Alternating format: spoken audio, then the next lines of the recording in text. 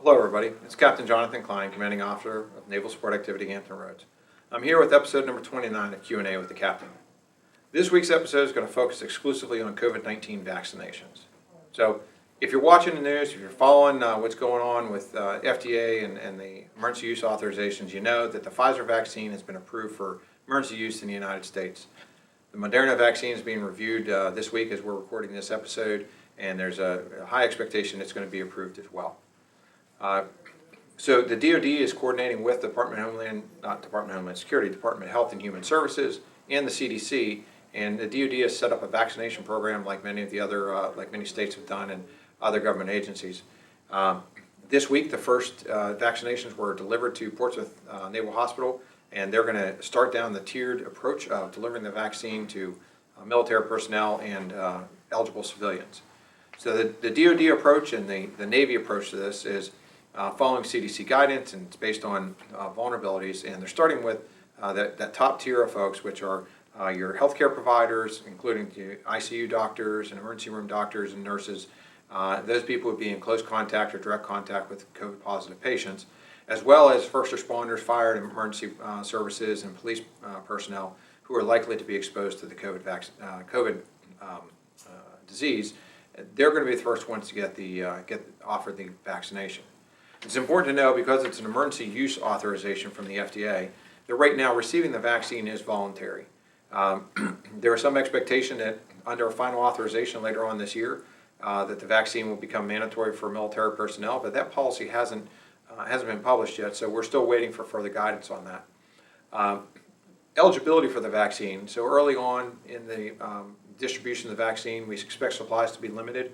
And they're going to focus on that tiered approach of emergency personnel, response personnel, first responders, and medical personnel.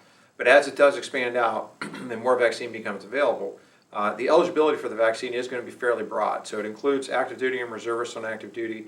It includes National Guard, dependents, retirees, civilian personnel, and even some government contractors who are working for the DoD.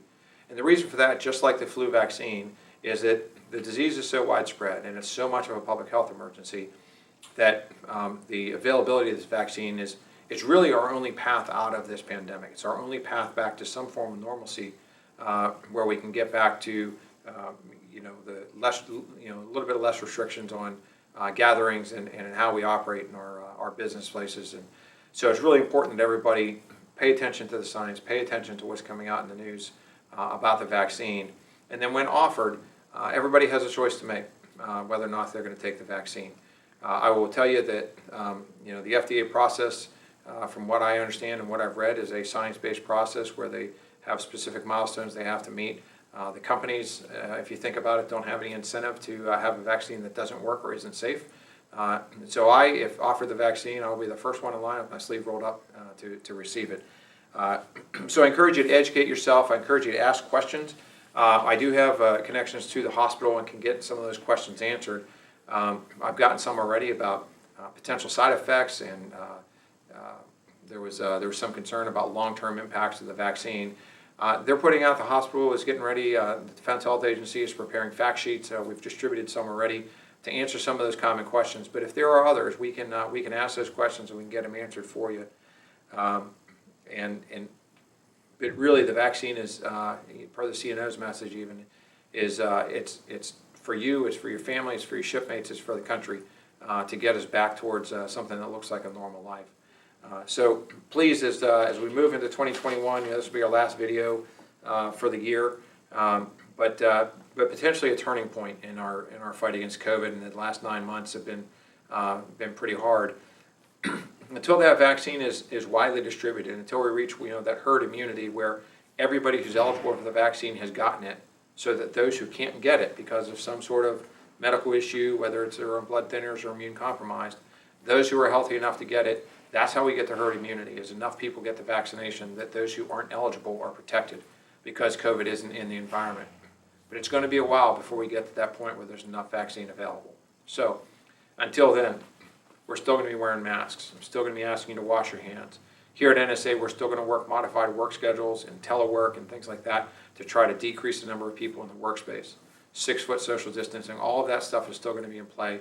And I personally expect it to be that way well into to next summer of 2021. Depending on how quickly people take the vaccine and the duration of its effectiveness, it may last longer. But at least through the summer, expect there to be mask mandates and limitations on social gatherings and really the things that we can do to get back to normal life. So please, until next time, if you've got any questions, please forward them up your chain of command. I'll answer them the best as I can, or I'll get someone who's smarter on it to come in here with me and answer your questions. So everybody have a happy and safe holiday. If you're traveling, please be careful about where you go and who you associate with and how close you get. Wear your mask, wash your hands, and stay safe. That's all. Captain out.